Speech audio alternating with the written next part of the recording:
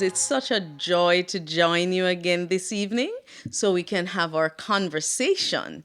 And this session is going to be all about the heart and love and what goes with it. So, without further ado, I would love to start the evening talking about the heart because February is celebrated as Heart Month. And with that goes love. February is celebrated as a month of love and romance. But let's talk a little bit about your heart and my heart and the hearts represented at this table. It's a very simple concept. I don't want to make it too elaborate or say words you don't understand and be reprimanded by some of you that I'm using medical terms. So let's keep it very simple.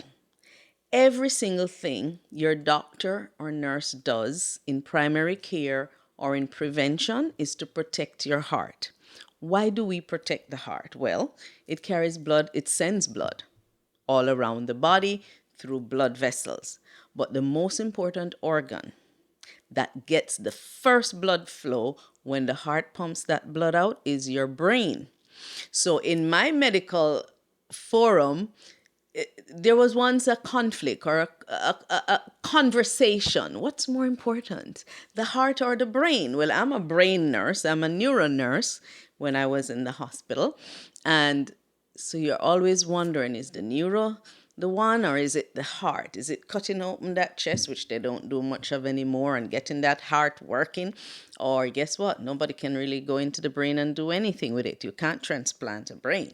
But we know that the brain controls everything that goes on in our bodies. The heart cannot pump blood unless the brain has a little conversation with it. But the brain can't function unless the heart pumps that blood and it goes up there and makes it function. So we need our hearts to be healthy. We need our blood vessels to be healthy. And you are in charge of that. No doctor, no nurse, no government. Nobody is responsible for your heart health except you. Everybody else is just a partner. So to take care of your heart, you must know your numbers. What do I mean by that? Well, your blood pressure. How is your blood pressure doing? Hypertension or high blood pressure affects your heart. If your blood pressure is constantly high and it's not treated properly, your heart begins to enlarge in order to meet the resistance that's coming from the blood vessels. So with that, your heart will enlarge, and if that is not treated, then your heart says, I'm tired, and it fails. So we need to keep the blood pressure down. And I know you're going to ask me because you're listening to me from the islands and all over the world, not just in the United States of America. And so for our friends and listeners in the islands, I know many times our blood pressure is higher than it should be. We think 140 over 80 is okay. No, it's not. So as we have progressed with the cardiovascular associations, we know that lowering your blood pressure to just below 120 at the top and just below 80 at the bottom is considered ideal. So if I have a patient that has 120 over 80, I begin the conversation of, I don't like what your blood pressure is saying. So let's try and lower it. And we start first with what you eat. We get rid of the sodium because salt pulls fluid, and fluid and salt together makes your blood pressure go up. So some of the first medicines that you'll receive is to reduce sodium and fluid in the body to lower the blood pressure. So know your blood pressure. You want it to be less than 120 over less than 80. Know your numbers for your blood sugar. So I'm talking about diabetes. If you have diabetes, you're at a higher cardiovascular risk. So you want to make sure that your fasting blood glucose is less than 100. Used to be 120. 100 is good, as a good place to be. And then there's something called the A1C. We want that to be less than 5.8, 5.7. If you're at 5.7 to 6.4, you're called pre-diabetic. So we want you lower than 5.7, then you're not diabetic. If you're pre-diabetic and you know those numbers, exercise. Eat properly. Reduce the amount of starch and the amount of sugars in your diet. So we talked about hypertension, know your blood sugar numbers, and know your cholesterol numbers. I had a little blank right there. But you need to know what your cholesterol is. So in America, total cholesterol should be less than 200, and your bad cholesterol, which is the LDL, needs to be less than 100. If you have diabetes, your LDL needs to be 70 or below. So we typically, when I have patients who are diabetics, we give medications to help to keep the cholesterol low also. So those are the three numbers I need you to know. And there's another one I'm going to tell you about in just a minute. But those three are critical for hypertension, diabetes, and hyperlipidemia, high cholesterol. Okay? And then the last number is very big, because if you control the fourth number, you can control the other three. And that's called the body mass index. Nobody wants to hear about that. So body mass index is a calculation we do to estimate what your typical weight should be, so that we can calculate the body mass index. Now, there are lots of conversations about who did they come up with that statistic on, what body type, what race, what culture. Let me just say this, it's not important. What is important is that we control our weight, okay? Forget who the research was done on. We need to lower our weight, okay? So, according to the literature, your BMI should not be higher than 25. But if you have a BMI of 30, just lose weight so we can get to 29 and then 28 and 27. Every 6 pounds you lose, your BMI goes down 1 point. So I tell my patients, your ideal weight should be X. And they look at me like I'm crazy. I say, hey, guess what? If you just lose some weight, it's going to be better than what you have now. So you need to know what your BMI is. If your BMI is over 25, you are considered overweight. If your BMI is over 30, you're considered obese. If your BMI is over 40, you're considered morbidly obese. And yes, I do tell my patients, if their BMI is over 30, I'm so sorry, but you're in the obese category. And some of them will ask me, what about you? Well, I will confess, sometimes I am in the obese category, but most times I'm in the overweight category. And I can give you a million excuses why, but I'm constantly working at it. And that's what I want you to hear, that I'm working at it as I ask you to work at it.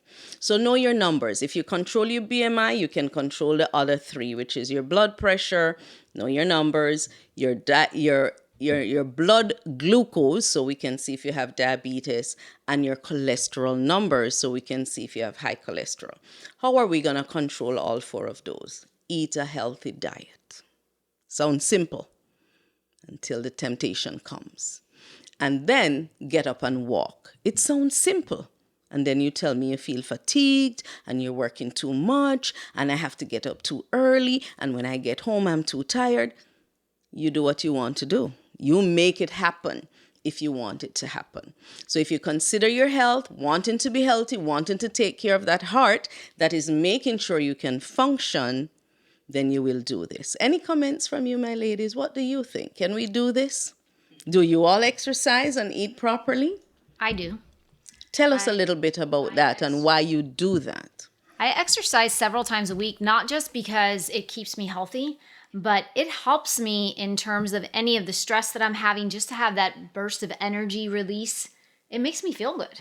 Right now, do I always want to get up? Like a lot of times I work out in the morning. Do I always want to wake up at 6 a.m. just to put on my workout gear and go work out? No. But I know that if I do it, once I'm done, I feel so much better. I try to eat healthy. I love pizza.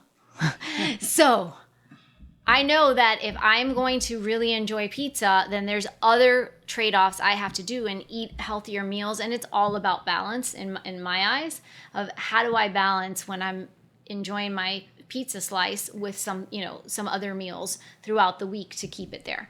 I think that the interesting part is, because it is February and we're talking about Valentine's, is a lot of times the Valentine's gifts are the sweets. It's everything that you were just talking about not eating, right? And so I was just sitting here listening to you going, well, I wonder what other Valentine's gifts there could be that wouldn't be a box of chocolates, let's call it.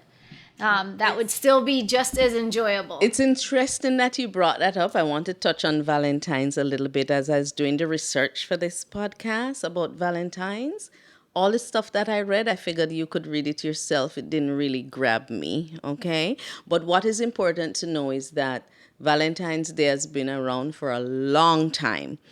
It's linked to Greek mythology and Cupid and Aphrodite and a lot of other things. But the one that really impressed me was Saint Valentine. So there are three possible Saint Valentines, and they're all related to the concept of love and helping Christians and being actually martyred because of their help and their love for others.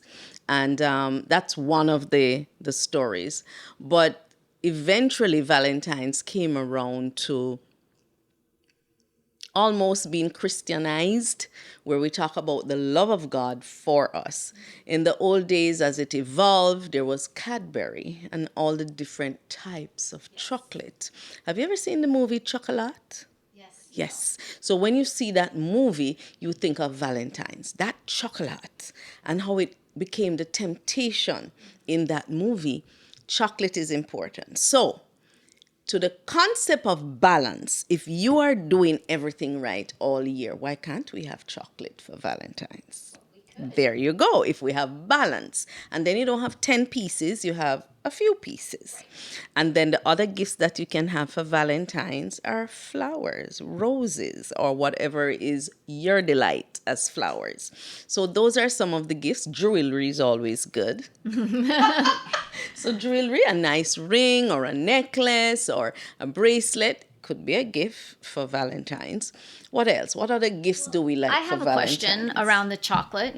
So, if you do want to indulge in chocolate, is it better to have like really dark chocolate, or is it milk chocolate? Whatever you like. I'm not Well, a I'm- dark chocolate person. Dark chocolate is considered very healthy. Right. That's why I'm asking, because is that just marketing that it's really healthy, or Dark is it chocolate, actually if you're healthy? going to have chocolate regularly, it should be dark chocolate. If you're diabetic, that's not for you, okay? I'm a milk chocolate person. Milk chocolate and caramel. So if I exercise all year, do the right things, I'll have a little caramel for Valentine's, you know? Venoria, what about you? As far as exercising is concerned, um, I like walking. I enjoy walking. I have not walked outside in a while, keeping it real. But I go up and down the stairs and I do my little exercise on a daily basis. How many times I go up and down the stairs? And as far as what I eat, I definitely try to eat in proportion, healthy portions, because to me, I think, of course, I'm not a doctor, I'm not a scientist, I'm none of that.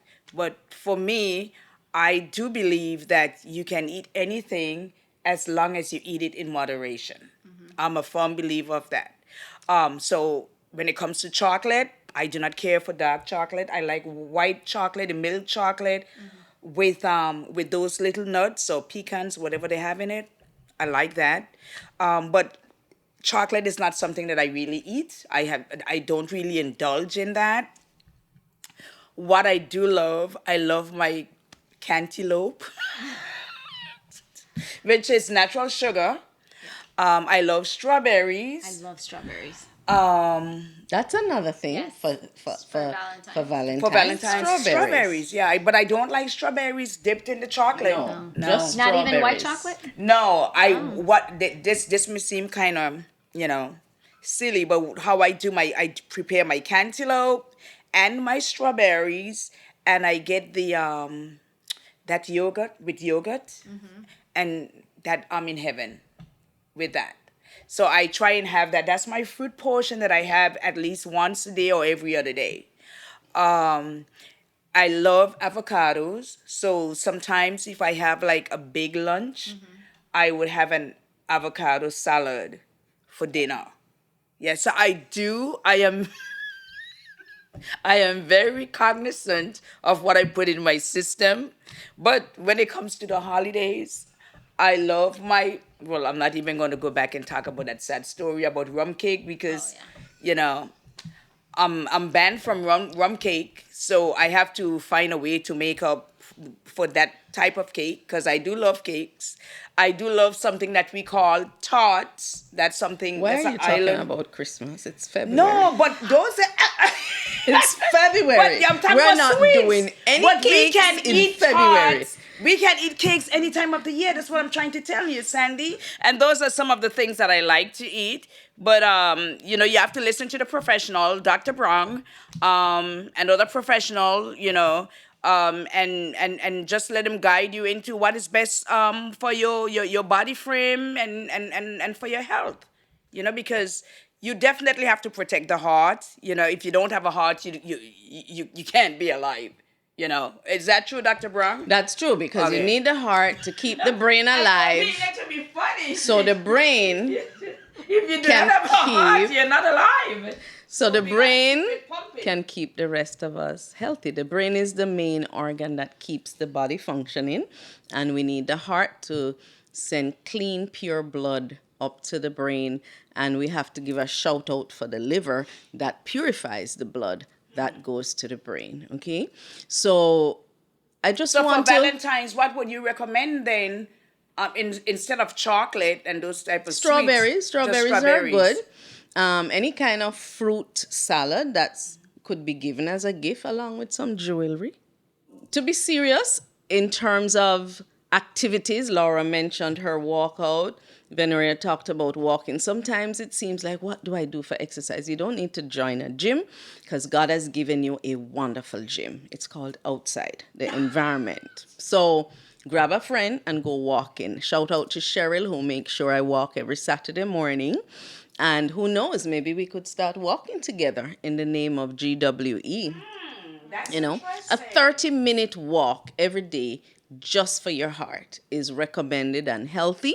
And if you can do that 5 days a week, that's all it takes. It Oh. sounds simple. Right. 30 minutes. Get That's up it. from in front of the TV and walk. I you know? love that. Maybe Yes. that's one of the things that global women would adopt in 2023. Have a walk with The community. yeah. Let's Yes. start Yeah. walks Yeah. and go into communities and just tell people we're here to walk with you. And that could be a significant contribution to the health of our communities and our families. And then we can talk a little bit about eating, but I want you to dwell on the fact that Veneria shared with us moderation. The problem with obesity is that we have blown moderation. There's no moderation, so it leads to obesity. And if there's no moderation and no increased activity to burn it off, To burn since it you off. like pizza, then we end up with obesity. So I want to encourage you in this month of love, in this month of taking care of your heart, in this month when we celebrate heart health. Consider your numbers. Make sure your blood pressure is controlled. Make sure your blood sugar is controlled, your cholesterol is controlled, and your body mass index. And then go love your family. And before we close, I'm going to ask Laura to remind us. Remember, you can check us out at gwenrichment.com and make sure to look for the event that is going to be taking place in March. You can get your tickets there as well. Take care. From GWE, Happy Valentine's Day.